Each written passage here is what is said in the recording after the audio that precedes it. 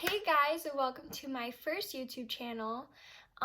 Today I'm going to be talking about my tonsillectomy surgery, my recovery, kind of just how I dealt with everything, how I got in the right mindset, things like that. I feel like for those people watching this now are probably people that are going to get, really bro? Cool. I feel like people who are watching this video now are people who are either going to get their tonsils removed or people who already have and just want to see people's recovery and like hear their advice. So hopefully what I say kind of just helps guide you guys a little bit, and just just remember that one day at a time and everything will get better. Just just gotta deal with it a little bit. So if you like this video, make sure you like and then subscribe. So yeah, let's get right into the video. But anyways, I had my surgery December 30th. It is now January 20th. And I will tell you guys that for me, my experience, I feel like the first couple of days was kind of like everybody's. You're very sore, it hurts a lot. There's a lot of discomfort in the throat. But again, it's a tonsillectomy. It's normal for that to happen and for that to be like that. But there are a lot of things that you are supposed to do and a lot of things you are not supposed to do. I'm not saying that what I did was right, but I'm also not saying what I did was wrong. So I know a lot of people after having a tonsillectomy, normally for the first few days, they all stick to a very liquidy diet like yogurt, applesauce, pudding, things that are really soothing for the throat. For me, my absolute favorite was applesauce. I don't know why. It was just the one thing that really didn't irritate my throat, that tasted really good, that the texture was just perfect. And I had the most applesauce, just in case anybody's wondering, because I know they sell different kinds.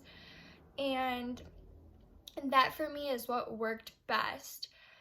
I know some people after a couple days end up having grains like rice and things like that. I did not do that, mainly because the first week your throat is seriously so sensitive, so sore. My biggest fear was getting an infection because of something I ate. You have to remember that after a tonsillectomy, your throat is literally raw. Like they basically like burn your tonsils off. So you have to remember that it's very, very sensitive. There's a lot of things that you cannot have. And when your doctor tells you that you can't have them, please do not eat them. I know some of my friends that chose to not listen to the doctor because they felt okay. And then they ended up bleeding out, and then they had to go back to the hospital, and that was just like a whole mess and a whole situation that was super unnecessary because she didn't follow directions. Oh, and also, just because you're on pain medication does not mean that you can eat whatever you want. I feel like that's something that a lot of people mistake the pain medication for. I feel like a lot of people take the pain medication and then they feel like they can eat whatever they want. Don't do that, because once the pain medication wears off, you're definitely going to feel it and you're going to be in a lot of discomfort.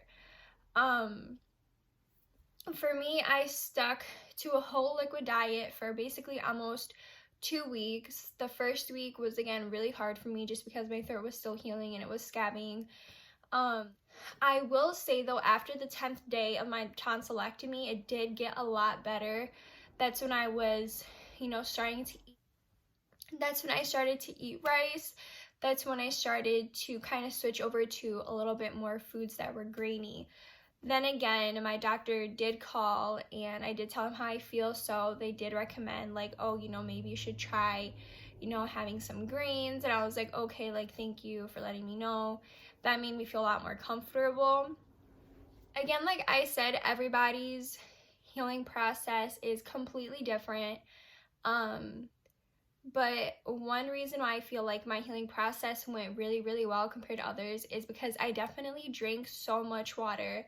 I had not even a water bottle. I had like this big cup full with ice cold water, to the point to where, what is it called when the water like comes off the bottle?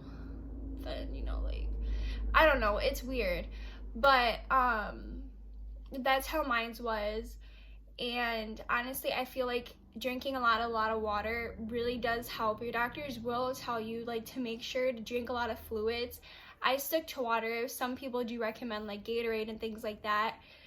I didn't drink Gatorade just because drinking Gatorade now, to me, the texture is like kind of thick, so I don't drink it. I just stuck to water the whole time, and I feel like that made my process 1,000 times easier compared to most people, because a lot of people do switch over to like Gatorades and things like that. However, I didn't do that. So that was something I personally think that was good for me, that affected me in a really good way, that I felt like was a smart decision for me to make on my end. I live in New York, so I don't know how doctors are throughout the rest of the United States, but I live in New York, and my doctor specifically told me nothing red. And I know some doctors don't tell their patients that. Some doctors kind of just say, just like go and eat Jello, things like that. A lot of people get the red Jello because the other ones are just completely disgusting. I, however, am not a fan of Jello, so it didn't bother me, but they say to not have anything red, and mainly that is because if you do start bleeding and you go to the doctor, they won't be able to tell, mainly because it's already red back there. It's just adding more red onto it, and if you are bleeding, it's not going to help the situation. So just don't have anything red until you're fully healed. I know that might be hard for some people, but seriously, don't do it. It's going to benefit you in probably the best way possible. I can promise you that right now. You will not regret it.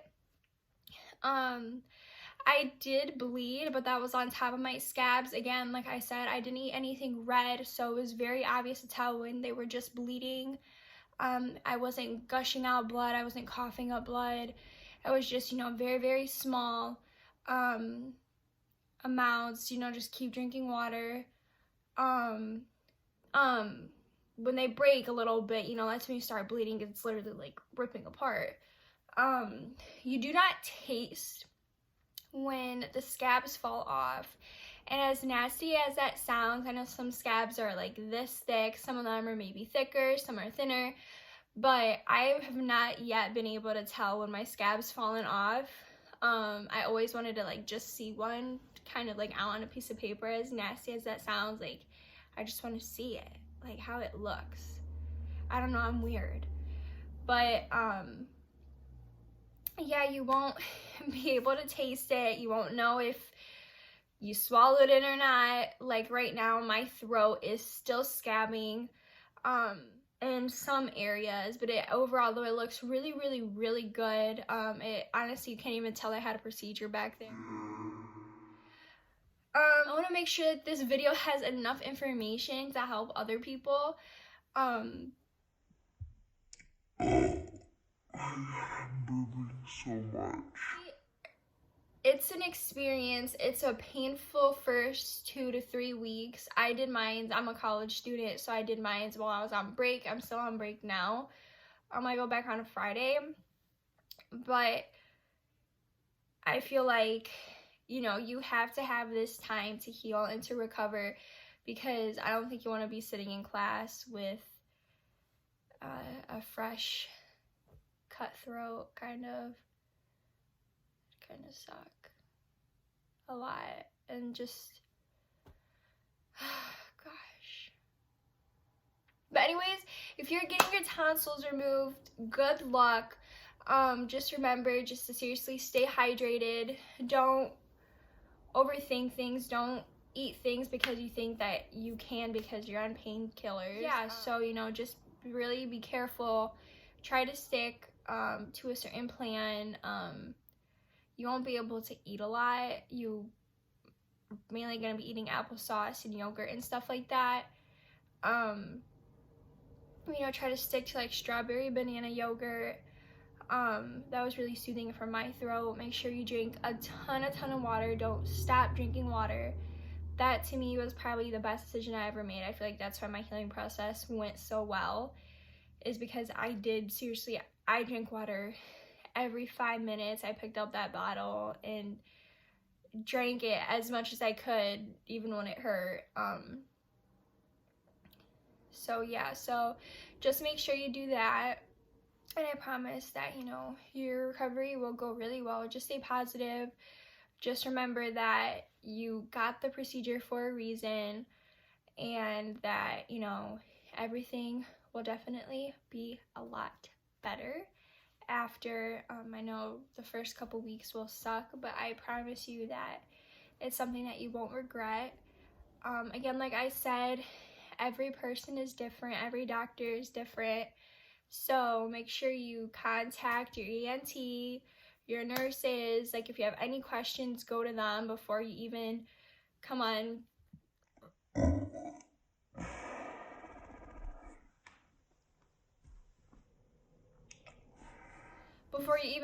any social media,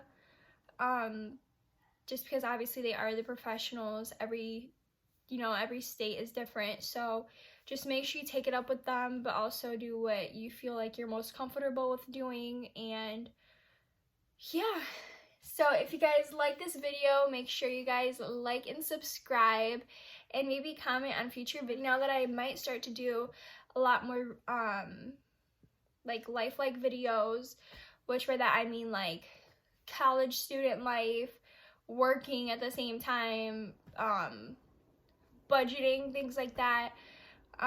So yeah, just comment down below on anything that you guys like to see. I'm definitely very open mind, and yeah, so until next time, bye.